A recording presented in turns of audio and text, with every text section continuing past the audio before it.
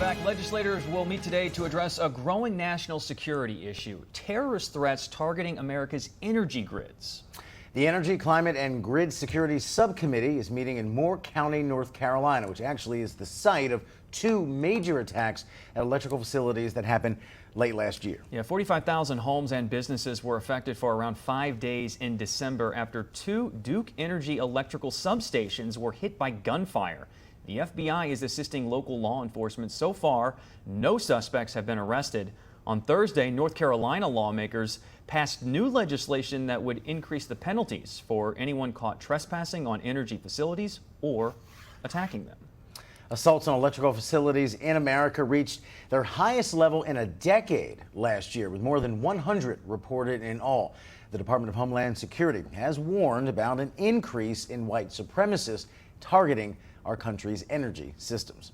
Joining us live now for some added insight into the problem and more about the threat assessment, here's expert Jim Willis. He has more than 39 years in electrical power, international development, and security. Thanks so much for giving us some time on this important and disturbing topic. The numbers speak for themselves. This kind of activity is just way up in our country, and some folks worry that these are trial runs for something bigger.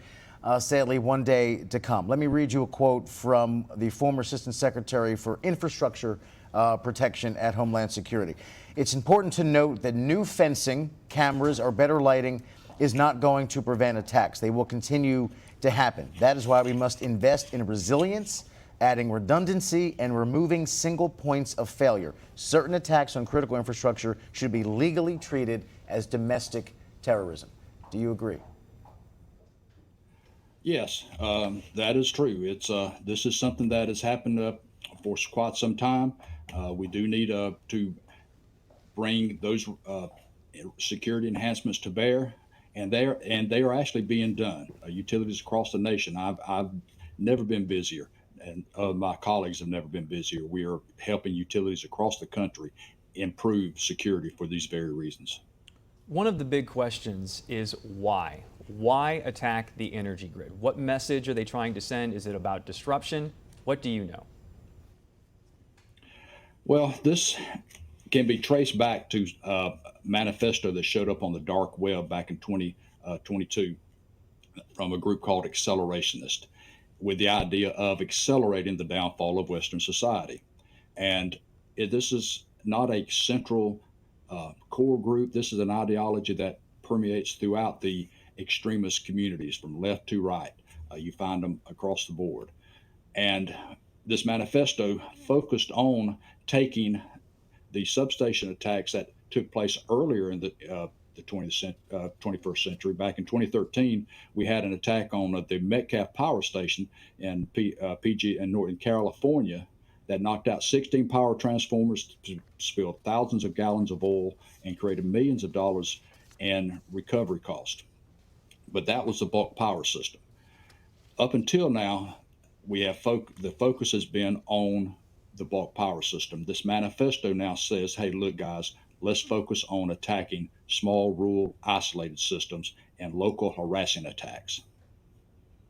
And one of the things that I've read here in terms of people are wondering what's the link between these things and what we said a second ago about white supremacy is that the general theory is that white supremacists want to attack these substations, deprive their fellow Americans of the basic necessities, leading to a desperation that then leads to some sort of racial civil war. That's the theory in the mindset of some. If you deprive people of the necessities, it'll get so desperate and so angry and so tough that it will lead to some kind of race war that these people really want to have happen. Where you are in Moore County, North Carolina, in that December attack, 45,000 people without power for several days there. And without power, you know, life is awful. I'm wondering how people reacted in the neck of the woods and what pressure they're putting on people to stop this from happening again, especially since many of these attacks happen repeatedly at a facility.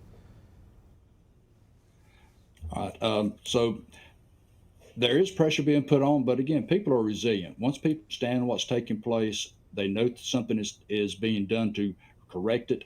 They usually give you a chance to actually come through with the recovery systems. The key is the fact that we are learning something from every attack, using that intelligence to reinforce the system for the future. And how do the companies respond to this? You know, is it about, as far as resilience goes, if you take down one substation, making it sure that it's just that substation and not more of a widespread thing? Like, how do they isolate it to protect the wider power grid?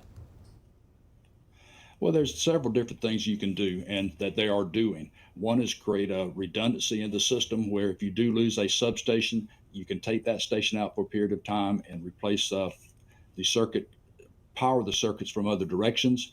They're bringing in and stockpiling portable substations that can be brought in to replace the damaged equipment.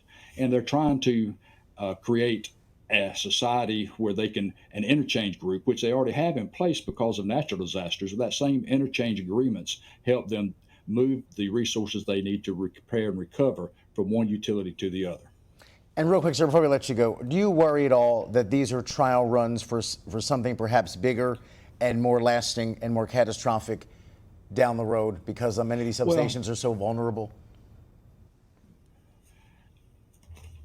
Substation vulnerability has been something we've known about for years, and this is an uptick in attacks, and it's a change in the tactics, but threats have always been there, attacks have always happened. We're just seeing more of them now and from a different approach. So we're having to adjust to the new approach and try to counter the future attacks, which if they come, they come. And we are expecting them. We always expect them.